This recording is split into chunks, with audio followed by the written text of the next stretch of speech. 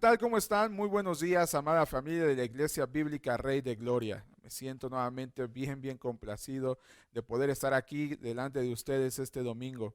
Verdaderamente es un privilegio delante de Dios poder estar aquí para servirles, para compartir con ustedes una porción más acerca de la palabra del Señor. Deseo, como cada domingo que nos vemos, de verdad deseo que hayan tenido un tiempo precioso de alabanza, ¿no? Sin duda alguna, preparar nuestros corazones con la alabanza hace una gran diferencia en cómo nosotros recibimos el mensaje. Por la simple razón que una de las cosas, una de las razones por las cuales nosotros alabamos a Dios, porque es una forma de reconocer, es una de las maneras de reconocer quién es Él, su grandeza, su poder, su santidad, su benevolencia, su misericordia, lo que Él es, quien Él es. Y cuando nosotros cantamos a Él y reconocemos quién es Él, es una muy linda manera de preparar nuestros corazones y entender cuál es la razón por la que hoy estamos aquí frente a nuestros televisores. Razón por la cual recordar que esto no es simplemente una marca más en la lista de cosas por hacer, sino es un momento precioso en el que la iglesia del Señor se reúne alrededor de todo el mundo para seguir reconociendo su grandeza, su bondad, seguirse exponiendo a su bendita palabra con la razón de poder ser cada vez más como Cristo, así cumpliendo el plan de Dios que ha trazado para nosotros. Así es que pues sin más ni más, mis amados hermanos, vamos entonces a conectarnos con el mensaje de esta mañana, ¿ok? Mis hermanos, pues hemos estado viendo por las últimas semanas y lo seguiremos haciendo por los siguientes meses, estudiando parte por parte la carta a los Hebreos, una carta fantástica, una carta preciosa. El pastor ya nos ha hablado acerca de la introducción, de los puntos importantes, y específicamente la semana pasada veíamos cómo el autor de la carta de los Hebreos hacía un énfasis dejando nuevamente en claro la superioridad de Jesús sobre los ángeles, pero sobre todo hacía un énfasis al final del capítulo 2 de la misión de Jesús. Este Jesús que se había encarnado, como dicta el capítulo 2, verso 14, dice: así que por cuanto los hijos participan de carne y sangre, Él, hablando de Cristo, igualmente participó también de lo mismo, para anular mediante la muerte el poder de aquel que tenía el poder de la muerte, es decir, el diablo. Entonces el autor está hablándonos de este plan, de esta misión por la cual el Hijo de Dios fue encarnado, por el cual Dios mismo se encarnó, dice el verso 17, por el cual se entregó a sí mismo en sacrificio por los hombres, y al verso 18, por lo cual vemos como por lo cual Él está dispuesto siempre a ayudarnos, porque Él comprende nuestro sufrimiento y nuestras pruebas como sus hijos. Así es que es en este tenor que el escritor de la carta a los Hebreos viene hablando, y entonces esta mañana vamos a centrarnos en el capítulo 3, carta a los Hebreos, capítulo 3, vamos a leer del versículo 1 al versículo 6. Quizás esto ya está en su mente de memoria, pero no está para mí de más advertirle. Estaremos haciendo la lectura en la nueva traducción viviente. La única razón por la que yo hago esto es porque mi deseo, mi intención es que el texto, el mensaje, la palabra sea contemporánea, sea sencilla de entender, sea fácil de entender. Mi trabajo aquí no es usar palabras domingueras o sobresalientes para impresionarle. Mi trabajo aquí simplemente es poder enseñarle y ayudarle a comprender de una manera más sencilla el mensaje que el Señor ha preparado para nosotros.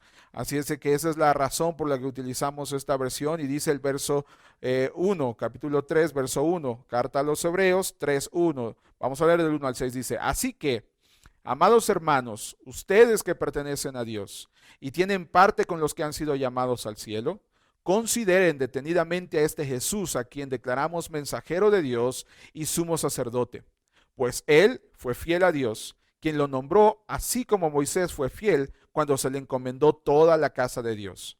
Pero Jesús merece mucha más gloria que Moisés, así como el que construye una casa merece más elogio que la casa misma. Pues cada casa tiene un constructor, pero el que construyó todo es Dios. En verdad, Moisés fue fiel como siervo en la casa de Dios.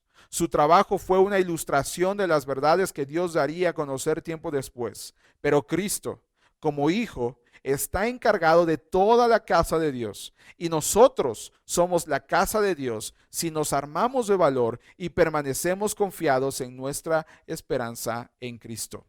Esta es la porción que vamos a estar estudiando esta mañana, y entonces volvamos al verso 1 donde dice: así que el escritor de los Hebreos, esto nos indica que está uniendo la parte que venía terminando en el capítulo 2, y dice: por cuanto Cristo se encarnó, por cuanto Cristo se sacrificó, por cuanto Cristo es mayor que los ángeles, por cuanto Cristo nos comprende en nuestras debilidades, en nuestras pruebas, en nuestro sufrimiento, por cuanto Cristo nos ha llamado sus hermanos sin avergonzarse, por esto mismo que está pasando, dice otra vez: amados hermanos, ustedes que pertenecen a Dios y tienen parte con los que han sido llamados al cielo, consideren detenidamente a este Jesús, a quien declaramos mensajero de Dios y sumo sacerdote.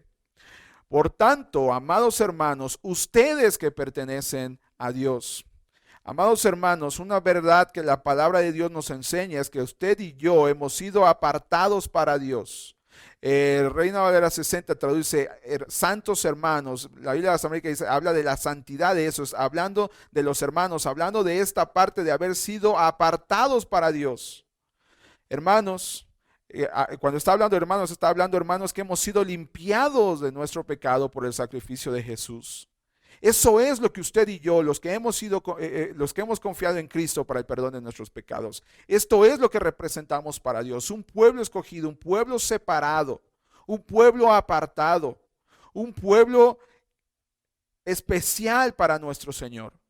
No más extraños, no más advenedizos para Dios, no más hijos de ira, no más condenados, sino un pueblo santificado, presentado puro delante del Padre por el sacrificio de Jesús.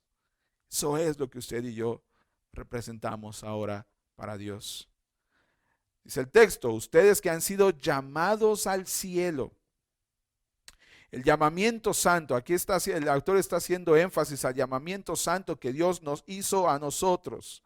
Hay a veces un pensamiento que no es falso, no es mentira. Es cierto que el pastorado, por ejemplo, es un llamamiento, es Dios quien llama, pero a veces esto nos da una sensación de que solamente los pastores, solamente los maestros, solamente los diáconos, los ancianos han sido llamados. Ya, han sido llamados para cumplir una posición o una responsabilidad delante de Dios, pero al final del día, todos los que pertenecemos a Cristo hemos sido llamados por Dios para pertenecerle. Segunda carta de Pedro, capítulo 1, verso 10 dice: así que, amados hermanos, esfuércense por comprobar si realmente forman parte de los que Dios ha llamado y elegido. Hagan estas cosas y nunca caerán. Usted y yo no llegamos a la familia de Dios por las buenas obras. No llegamos a la gracia por nuestra propia elección. No hay ninguno bueno. Hoy nadie se levantó y dijo: qué ganas tengo de ir en pos de Dios, qué ganas tengo de conocer a Dios. No hay nada bueno en el corazón del hombre que le haga buscar a Dios si ese hombre no ha sido llamado por Dios. No invocamos a Dios por nuestra propia voluntad. No llamamos nosotros a Dios. Él nos eligió. Dios nos llamó. Él nos llamó con tierna voz. La razón por la que usted y yo pudimos venir al conocimiento del Padre es porque, como enseña segunda carta de Pedro 1:10, Él nos eligió en su gracia, no por nuestras aptitudes, no por nuestras capacidades, por su amor, por su voluntad, y nos llamó a su conocimiento. Por eso el autor de la carta a los Hebreos dice: ustedes que han sido llamados al cielo también. Y tienen parte para los que han sido llamados al cielo. Consideren detenidamente a Jesús, a quien declaramos apóstol, como traduce la Biblia de las Américas, a quien declaramos apóstol, a quien declaramos mensajero de Dios.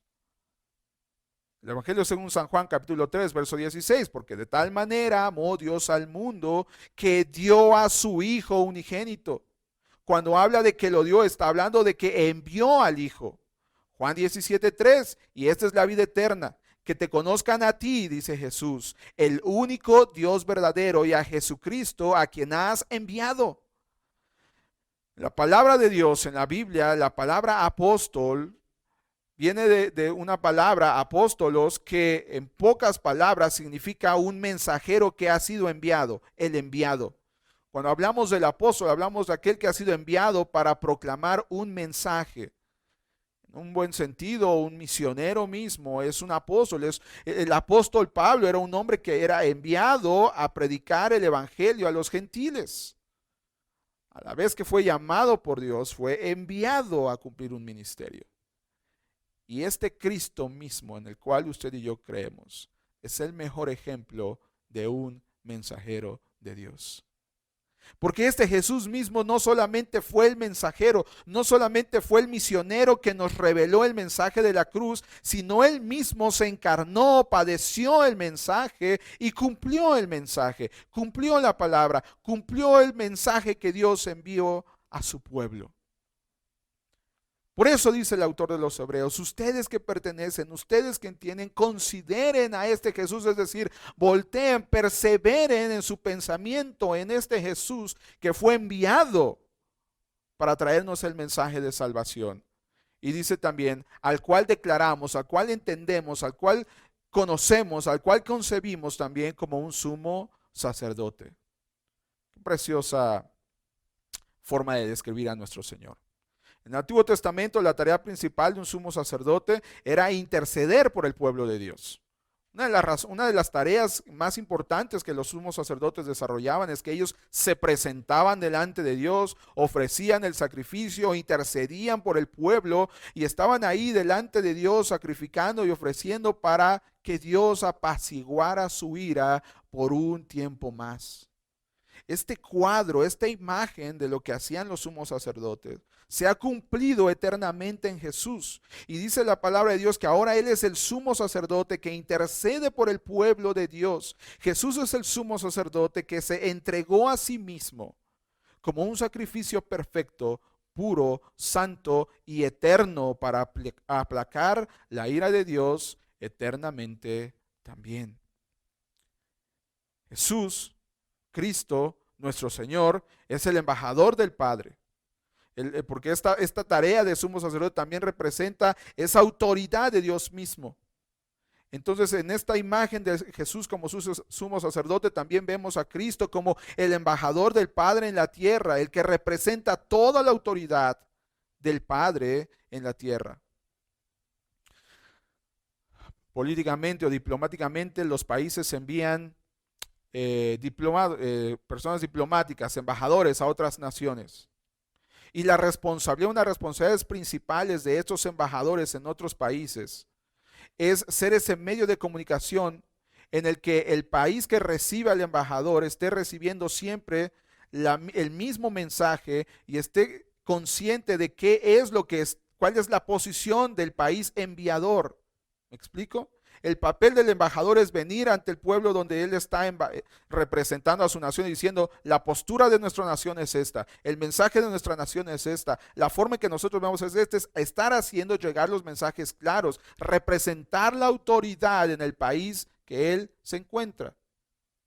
De la misma manera, cuando hablamos de Jesús como el sumo sacerdote, cuando hablamos de Jesús como el embajador de Cristo, hablamos de aquel Jesús, de aquel Cristo que representó completamente la autoridad del Padre y que entregó al pueblo el mensaje claro que el Padre había enviado. Y ese mensaje era: arrepiéntanse de sus pecados, porque Jesús es el único camino, la única verdad y la única vida. Él es el sacrificio perfecto, Él es el Mesías, Él es el Redentor. Nadie puede venir al Padre si no es por los méritos de Jesús. Y ese mensaje lo cumplió Jesús. Así que, mis hermanos, si este Jesús, si este Cristo, si este apóstol, si este enviado, si este mensajero, este sumo sacerdote que ahora está a la diestra del Padre intercediendo por su pueblo, si este es Jesús, una muy buena pregunta esta mañana es: ¿cómo no hemos de fijar nuestros pensamientos en Él? Si en este Jesús, si en este Mesías tenemos todo Tenemos un mensajero perfecto, tenemos un sumo sacerdote, tenemos el sacrificio perfecto que nos ha limpiado. ¿Cuál es la razón? ¿Cuál sería un motivo por el cual nuestros pensamientos no estén perseverando en Él? ¿Por qué nuestros pensamientos están perseverando en la crisis? ¿Por qué nuestros pensamientos están enfocados en las tragedias, en los hombres, en el gobierno?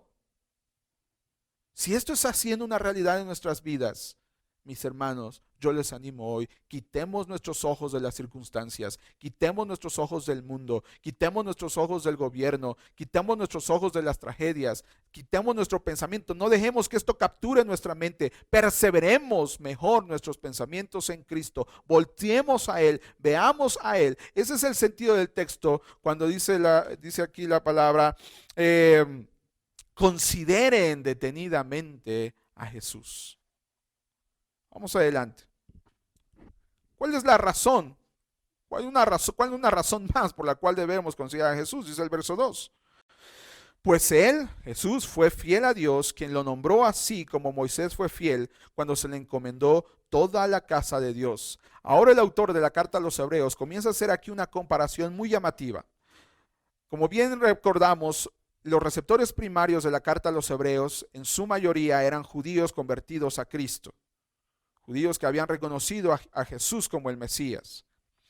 Y en este proceso de crecimiento, pues ellos estaban empezando a entender muchas cosas, entre ellas, pues que los ángeles, no, aunque eran importantes, no estaban por encima de Cristo. Pero obviamente también por esa raíz que tenían una concepción bárbara acerca de Moisés. Ponían a Moisés también en un estrado impresionante. Y entonces el autor de la carta a los Hebreos aprovecha este momento para decirles, así como Moisés fue importante, dice el verso 2, pues él fue fiel a Dios, hablando de Cristo, quien lo nombró, así como Moisés fue fiel. No demerita la persona de Moisés. No está diciendo que Moisés no hubiese sido importante, pero está diciendo, así como este hombre ha sido importante, así como este Moisés era el patriarca que recibía la revelación directa de Dios y que en su momento fue fiel cuidando la casa de Dios. Números capítulo 12, verso 8 dice, hablando de Moisés, bueno, desde el verso 7, Números 12, 7 dice, pero no con mi siervo Moisés, de toda mi casa, Él es en quien confío. Yo le hablo a Él cara a cara, con claridad y no con acertijos. Él ve al Señor como Él es. Entonces, ¿por qué no tuvieron temor de criticar a mi siervo Moisés? En el sentido del texto, cuando habla de toda la casa, cuando dice que Moisés también fue fiel sobre toda la casa, debemos entender y debemos interpretar toda la casa de Dios como el pueblo de Dios. Así como este Moisés había sido fiel en su tarea, en su intercesión, en su cuidado por el pueblo de Cristo, de Dios, aún de todo esto podemos ver, por lo que el autor aquí nos dice, que Cristo es superior a él. Mis hermanos, si aún en esta vida ha habido preciosas personas que Dios ha usado, hay hombres y mujeres fantásticos que nos han guiado a Cristo, que nos han exhortado con amor, que nos han acercado a Dios, que han hecho muchas cosas buenas por nosotros, ni aun ellos son superiores a Cristo. Muy por encima de todo lo bueno que podamos hacer, muy por encima del mejor hombre o mujer que usted conozca, Cristo lo hace mejor que cualquiera, porque Cristo fue fiel y Él sigue cuidando de nosotros. Su sacrificio ha tenido un impacto eterno. Él sigue intercediendo por nosotros ante el Padre. Él es mejor, Cristo es mejor. Perseveremos en Cristo. Hebreos capítulo 3, versos 3 y 4. Pero Jesús, dice, no solamente fue fiel, sino merece mucho más gloria que Moisés.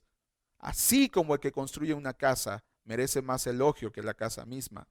Pues cada casa tiene un constructor, pero el que construyó todo es Dios.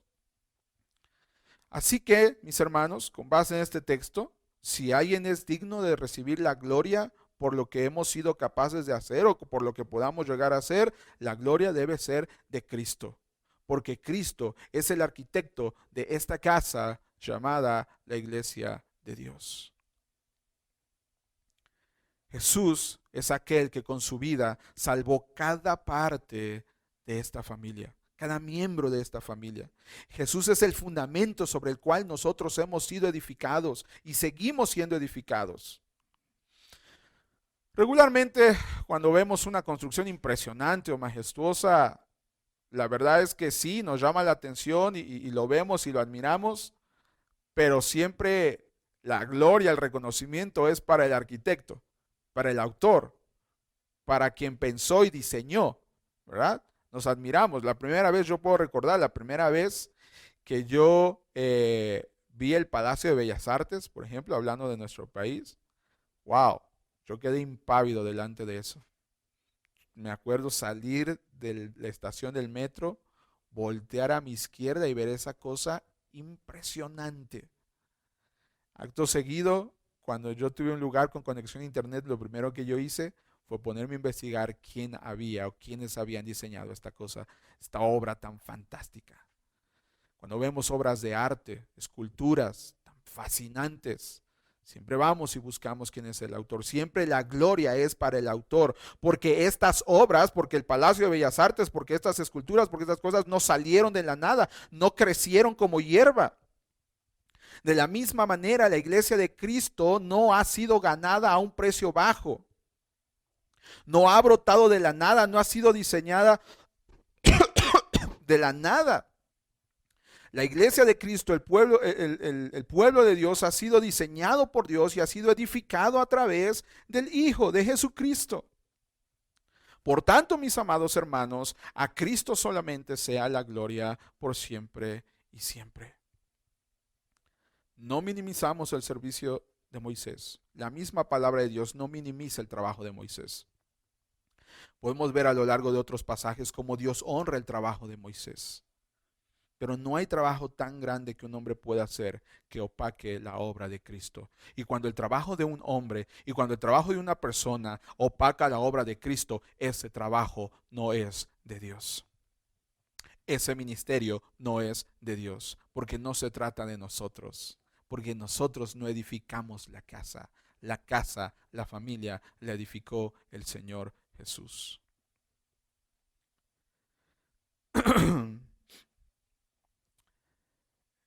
Vamos adelante, versículos 5 y 6. En verdad Moisés fue fiel como siervo a la casa de Dios. Su trabajo fue una ilustración de las verdades que Dios daría a conocer tiempo después. Pero Cristo, como Hijo, está a cargo de toda la casa de Dios. Y nosotros somos la casa de Dios, si nos armamos de valor y permanecemos confiados en nuestra esperanza en Cristo. Dice este texto, hablando de Moisés, su trabajo fue una ilustración. El autor hace este contraste entre Jesús y Moisés. Primeramente ha colocado a Jesús por encima de Moisés, ha dado las razones por las cuales él ha sido superior, él ha sido fiel, él merece la gloria, él edificado, y ahora va a hacer este contraste entre Jesús y entre Jesús y Moisés. Dice que Moisés fue fiel como siervo, pero ahora Cristo es el Hijo. ¿Ve la diferencia? Moisés es el siervo, pero Cristo está por encima de él porque ahora él es el Hijo que está encargado de toda la casa. Moisés sirve a la casa, pero Cristo está por encima, está por encargado, está dirigiendo al siervo, que válgame la redundancia, sirve a la casa de Dios. El trabajo que Moisés desarrolló fielmente para el pueblo de Dios, dice el texto, fue una ilustración. Fue una sombra de lo que Dios haría después. Este trabajo tan fiel de cuidar, de interceder, de ofrecer el sacrificio, fue simplemente una sombra de lo que Dios haría después perfectamente en Cristo. Este Moisés que con sus mensajes proféticos, con su intercesión constante para la casa de Dios fue fiel, quizás en ese momento no era consciente de las repercusiones que su trabajo tendría, pero en su momento el Señor ocupó eso para hacer la obra perfecta o consumar la obra perfecta de Cristo.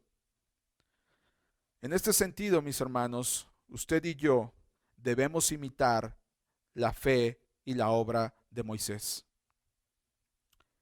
Debemos servir fielmente al Señor, no titubeantes, no por conveniencia económica deshonesta, no por tener una honra propia, sino entendidos de que si es el plan de Dios, lo que nosotros estamos sembrando ahora, lo que nosotros estamos cimentando ahora, puede ser el establecimiento de los cimientos de lo que Dios hará en un futuro. Y a pesar de este servicio fiel, nadie, absolutamente nadie, es más que el Hijo que gobierna, que dirige, que está a cargo de la casa de Dios. ¿Me explico? Una pregunta muy sabia aquí sería, bueno, ¿quién es la casa de Dios? ¿Los que hemos sido creados por Dios? La respuesta es no. En el Antiguo Testamento, la casa de Dios era el pueblo de Israel. Después del sacrificio de Cristo, después de Cristo, vamos a decirlo así, la casa de Dios. Dentro de la casa de Dios también estamos incluidos todos los que hemos confiado en Cristo para el perdón de nuestros pecados. Escucha bien lo que dije. La casa de Dios no son los que han sido creados por Dios, porque toda la creación pertenece a Dios. La casa de Dios no es la creación de Dios. La casa de Dios, según este texto, sobre la cual Jesús reina y sobre la cual Jesús está encargado, es la casa, es la familia de todos aquellos que hemos creído en Jesús para el perdón de nuestros pecados. Los que hemos recibido su gracia y hemos sido aceptados por el Padre a través del sacrificio y los méritos de Jesús en la cruz. Aquellos que hemos reconocido que no es por obras para que nadie se gloríe, sino que todo es por su gracia. La casa de Dios somos aquellos que nos hemos humillado al Padre y hemos reconocido que el único camino, la verdad y la vida es Jesús. Entendidos que nadie puede llegar al Padre si no es a través de Cristo. No lo digo yo, lo enseña la palabra de Dios y son palabras mismas de Jesús hablando de su obra redentora. Juan capítulo 14, verso 6. Jesús mismo hablando dice, yo soy el camino y la verdad y la vida. Nadie viene al Padre si no es por mí. No hay otro mediador entre Dios y los hombres. No hay otro camino, no hay otra manera, no hay un atajo. La única forma de llegar al Padre, la única forma de ser parte de la casa de Dios, la única forma de integrarse a la familia de Dios es a través de Jesús, porque Él es el camino, Él es la verdad, Él es la vida. Fuera de Él, esto no hay. No lo digo yo. Lo dice la palabra de Dios. Lo dice Jesús mismo. Y dice el texto, verso 6, pero Cristo como Hijo está a cargo de toda la casa de Dios. No solamente nos llamó, no solamente nos salvó, no solamente se entregó, sino que Cristo está al cuidado de nosotros. Él está a cargo, Él está en control. Esta es la razón por la que a veces en situaciones como estas tan difíciles decimos, hey, Dios está en control. Cristo está a cargo de la casa de Dios. Pero Cristo dice, como Hijo, está a cargo de toda la casa de Dios. Y nosotros somos la casa de Dios. Ojo aquí, ponga atención. Si nos armamos, dice, nosotros somos la casa de Dios. Si nos armamos de valor y permanecemos confiados en nuestra esperanza en Cristo. ¿Por qué digo ojo aquí? ¿Por qué quiero hacer un énfasis importante? Porque el autor de la carta a los Hebreos con esta porción no está poniendo en tela de juicio, otra vez, no está poniendo en tela de juicio la salvación de aquellos que han sido llamados al cielo. El autor de la carta a los Hebreos no está diciendo que la salvación puede perderse. El autor de la carta a los Hebreos no está condicionando nuestra salvación a nuestra perseverancia o a nuestra valentía. No es el énfasis del texto. El escritor de la carta a los Hebreos no está haciendo esto porque si él hubiese hecho esto o si eso hubiese sido la intención del texto, esto contradeciría tremendamente otros textos a la luz de la Biblia que son muy, muy claros acerca de la perseverancia de los que Dios ha elegido, ha llamado y ha salvado por su gracia. Juan 5:24, uno de mis favoritos, casi lo digo cada predicación. Pero es que es fantástico, este texto es de mis favoritos, me encanta, me fascina este pasaje, porque Jesús mismo dice, les digo la verdad, todos los que escuchan mi mensaje y creen en Dios, quien me envió, tienen vida eterna. Nunca serán condenados por sus pecados, pues ya han pasado de la muerte a la vida. De cierto os digo, el que oye mi palabra y crea al que me envió, tiene vida eterna y no vendrá a condenación, mas ha pasado de muerte a vida. Estamos seguros en Cristo. Juan 10, 28 al 29. Jesús mismo dice, les doy vida eterna y nunca perecerán. Nadie, escucha esto, nadie puede quitármelas. Jesús está hablando de sus ovejas, está haciendo esta imagen de nosotros como sus ovejas. Y dice, a mis ovejas yo les doy vida eterna y nunca morirán, nunca perecerán. Nadie puede quitármelas, porque mi Padre me las ha dado y Él es más poderoso que todos. Nadie puede quitarlas de las manos del Padre. Nadie puede arrebatarnos de las manos de Jesús. Entonces, si el autor no está haciendo un énfasis a la pérdida de la salvación, ¿a qué está haciendo énfasis cuando habla de que nosotros somos la casa de Dios si nos armamos de valor y permanecemos confiados? Lo que el autor de la carta de los Hebreos está enfatizando aquí es que los que pertenecemos a la casa de Dios, los que hemos sido llamados al cielo, los que hemos sido elegidos, somos valientes por la seguridad que tenemos en Cristo y permanecemos confiados en nuestra esperanza en Él. En otra parte de la escritura, una muy buena referencia sería la carta de Santiago. Santiago 1, 22 al 24 dice, no solo escuchen la palabra de Dios, tienen que ponerla en práctica. De lo contrario, solamente se engañan a sí mismos.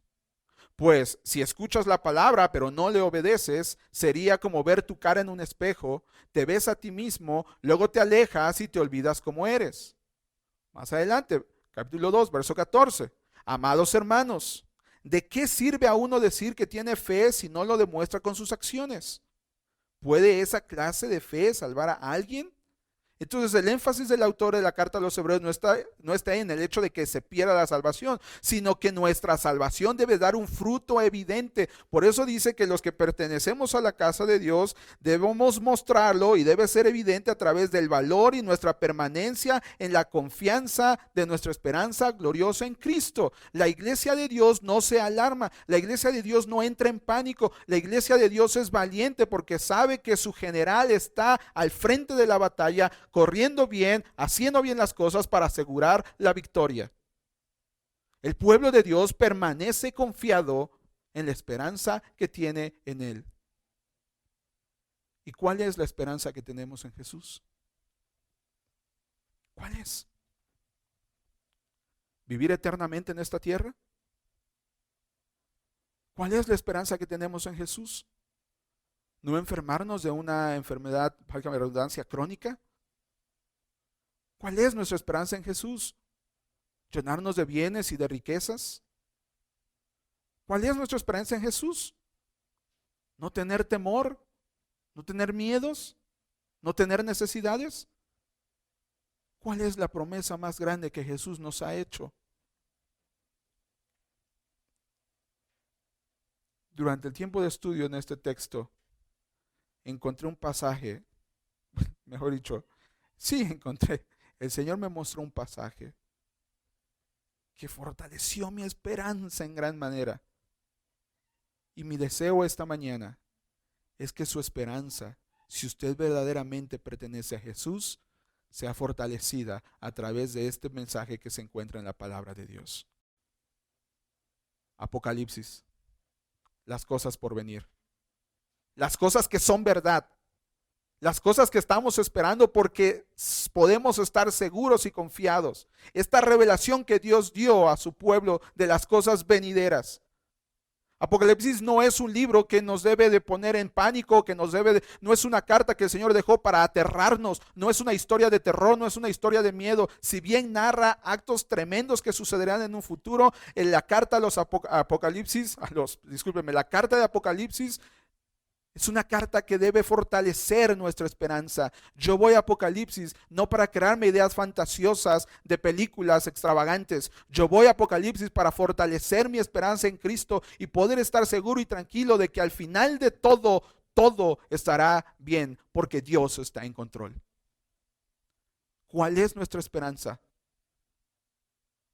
Esta es mi esperanza. Apocalipsis 5. Apocalipsis 5, versículos 1 al 10. Dice la palabra de Dios: luego vi un rollo en la mano derecha de aquel que estaba sentado en el trono, y en el rollo estaba escrito por dentro y por fuera y sellado con 7 sellos. Vi un ángel poderoso que proclamaba con voz fuerte: ¿quién es digno de romper los sellos de este rollo y abrirlo? Pero nadie en el cielo, ni en la tierra, ni debajo de la tierra podía abrir el rollo y leerlo. Entonces comencé a llorar amargamente porque no se encontraba nadie digno de abrir el rollo y leerlo. Pero uno de los 24 ancianos me dijo: deja de llorar. Mira, el león de la tribu de Judá, el heredero del trono de David, ha ganado la victoria. Él es, él es digno de abrir el rollo y sus 7 sellos. Entonces vi un cordero que parecía que había sido sacrificado, pero que ahora estaba de pie entre el trono y los 4 seres vivientes y en medio de los 24 ancianos. Tenía 7 cuernos y 7 ojos que representan los 7 aspectos del Espíritu de Dios, el cual es enviado a todas las partes de la tierra. Él pasó delante, tomó el rollo de la mano derecha del que estaba sentado en el trono, y cuando tomó el rollo, los 4 seres vivientes y los 24 ancianos se postraron delante del Cordero.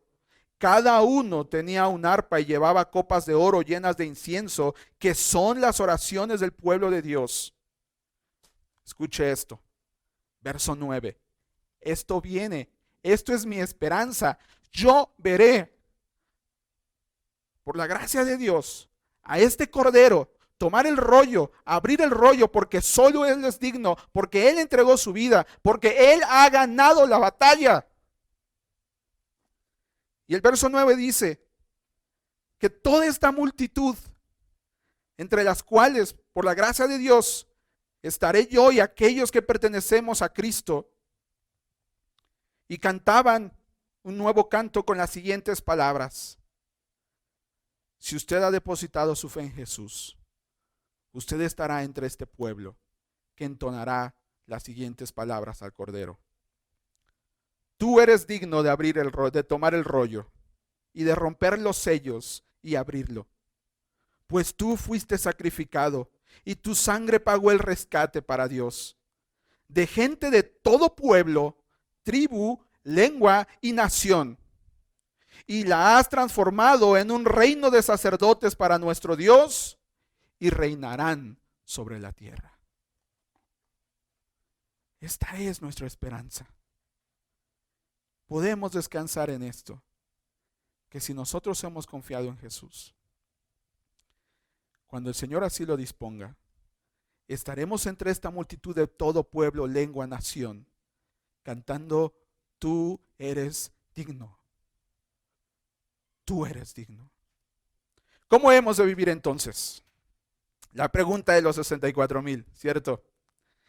Por lo menos hay 4 cosas que podemos hacer, mis amados hermanos. 1, debemos de vivir entendidos de a quién nos debemos, de quién nos llamó, de quién nos salvó, de quién nos guardó, de Jesús. Debemos de vivir perseverando, manteniendo nuestros pensamientos fieles a Cristo, no moviéndonos, no andándonos por circunstancias, no por vista, sino por nuestra fe en Cristo Jesús. Perseverando nuestros pensamientos en Él, y perseverar nuestros pensamientos en Él quiere decir venir a su palabra, centrarnos en su palabra, centrarnos en su obra redentora y en esta esperanza gloriosa que Él nos ha dado de ser ya redimidos y parte de su familia de Dios. Debemos de vivir trabajando duro para la edificación de la casa de Dios, dando lo mejor de nosotros para que la iglesia, para que nuestros hermanos, para que nuestra familia sea edificada para la gloria de Dios. Y por último, con base en este texto, debemos de vivir sin miedo al futuro, gozosos en nuestra esperanza en Cristo Jesús. Que el Señor nos guarde. Oremos al Padre. Bendito Señor y Dios, te damos muchas gracias esta mañana por el mensaje que tú has decidido revelarnos, enviarnos, darnos, mostrarnos, enseñarnos. Yo te pido en el nombre de Jesús que a través de tu Santo Espíritu, Señor, tú nos ayudes, nos des inteligencia, discernimiento, para poder entender y saber cómo ser mejores para ti. Esfuérzanos, ayúdanos a ser valientes para rechazar el pecado, para rechazar el mundo, para no distorsionarnos, no perdernos, Señor, sino centrarnos solamente en ti y poder vivir con el gozo de nuestra esperanza en ti. Señor, anhelamos ese momento en que tú nos llames a tu presencia eternamente, donde podamos verte, Señor Jesús, como ese Cordero que pagó por nuestros pecados, recibiendo la honra que solamente tú mereces, tomando el rollo, abriendo el rollo, y nosotros postrados ante ti, declarando tu poder, tu santidad, tu magnificencia, tu gloria. Mientras ese momento no llega, ayúdanos a vivir sabiamente en esta tierra. Ayúdanos a dar lo mejor de nosotros para que esta casa de la cual tú tienes cuidado sea glorificada en el nombre tuyo, en el nombre de Jesús. Amén. Amada familia, pues ruego al Señor que sea una semana buena para todos nosotros, que el Señor nos siga guardando, que el Señor nos siga bendiciendo. Y recuerden dos cosas por último. La primera, si alguien tiene una necesidad física, espiritual, económica, de alimento, cualquiera, de una llamada, de un mensaje, de ver a alguien, de comprar algo, por favor, háganoslo saber, denos la oportunidad, denos el privilegio de poder servirle como la iglesia de Cristo. Y segundo, si hay algo que podemos compartir y que vale cada pena, que vale toda la pena, es compartir la palabra de Dios, compartir el mensaje de Dios. Así es que no se limite en compartir este mensaje, en compartir esta palabra, que sin duda alguna no es por nosotros, no es por mí como vimos, no es por Moisés, sino es porque es la palabra de Dios, la cual es viva, la cual es eficaz. Que Dios les guarde. Estamos para servirles.